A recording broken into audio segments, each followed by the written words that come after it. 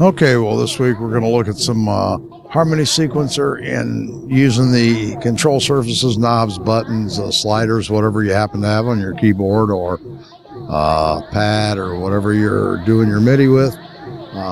Pretty cool. You can automate the action of those controllers, and I think you're going to dig it. So let's get started.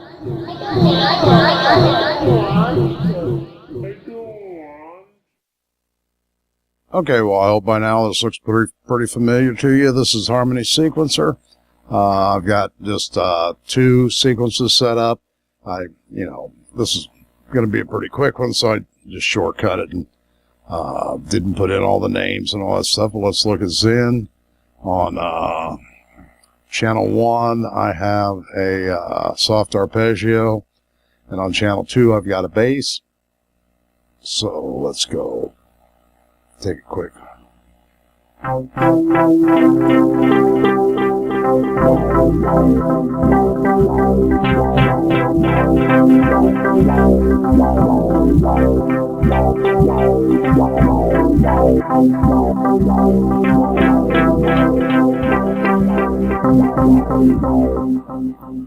Okay, so that's pretty simple. So this week, what I want to show you is there's another sequence we can put in which actually controls the synthesizer via its control channels. And if you didn't see last week, go look at that on setting up your keyboard or your Surface or whatever for various control channels and into a synthesizer.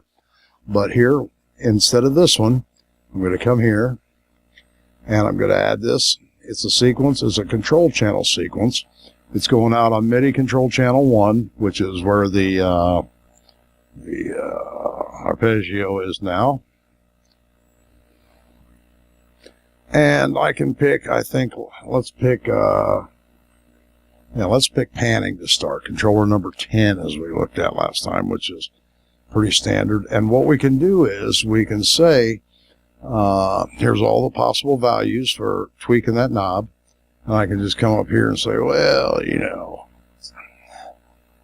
pan it all the way to the left or the right or whatever that is, and bring it down. So I want to pan it back and forth. So now let's go start that.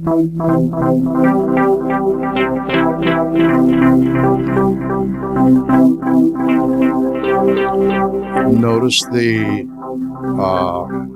points lighten up when it hits it.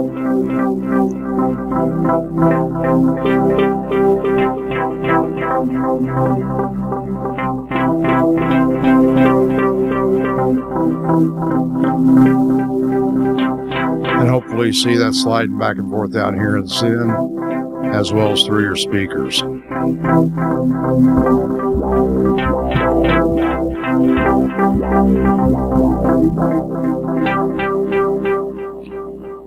In fact, let's leave that on.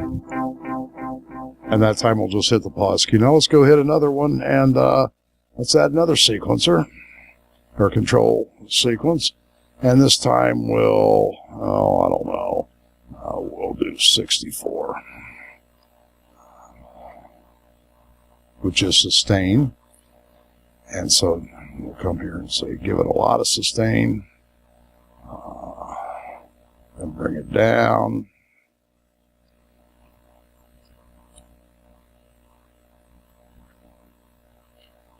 Now, one thing I hope you notice, we want to do, this starts where this ends, because it's going to repeat the pattern over and over and over, so the last value that it sends on controller 64 is going to be the start of the next pattern. So let's go try this again.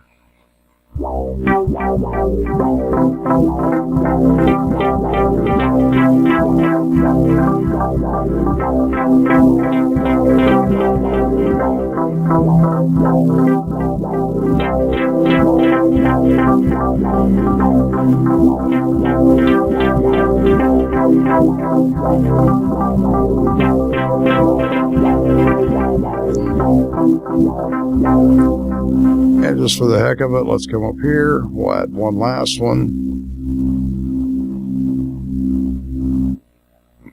Yeah, that's one thing I wanted to point out.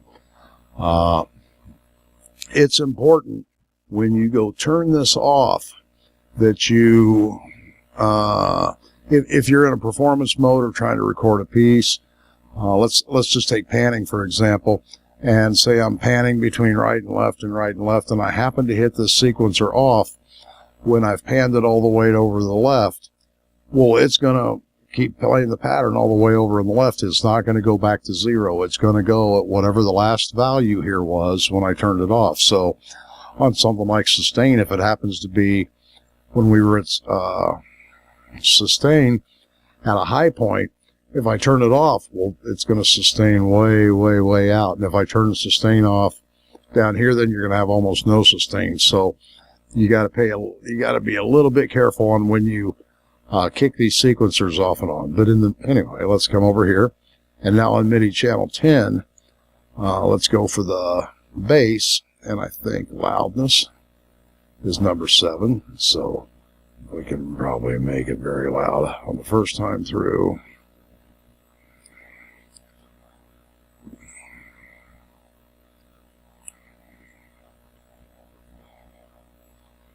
Now let's just try playing the bass by itself for this.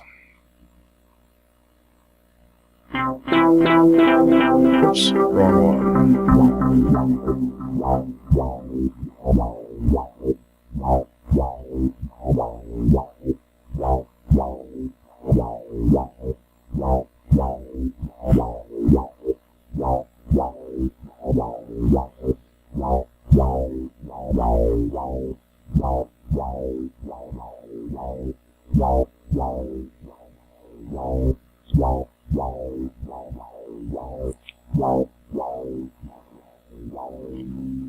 And hopefully you can hear that difference. So that's the, darn it. Well, that's why they make panic mode for MIDI synthesizers and things, because you can always turn everything off there.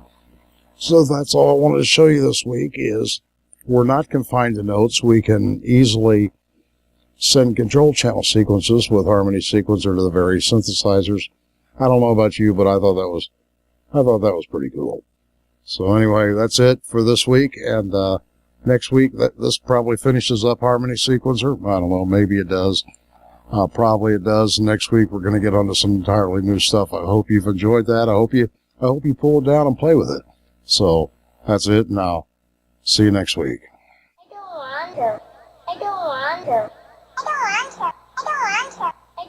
Okay, well that was I hope that was good for you. If you were curious, that is my darling granddaughter on the intro and outro, a little playing around with some voice processing in Audacity and Ardour.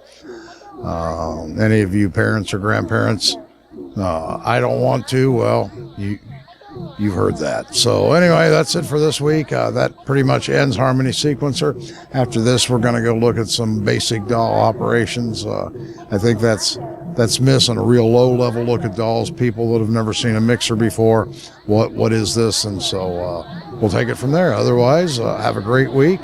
Roll up your sleeves, play with your harmonySequencer, and have a blast.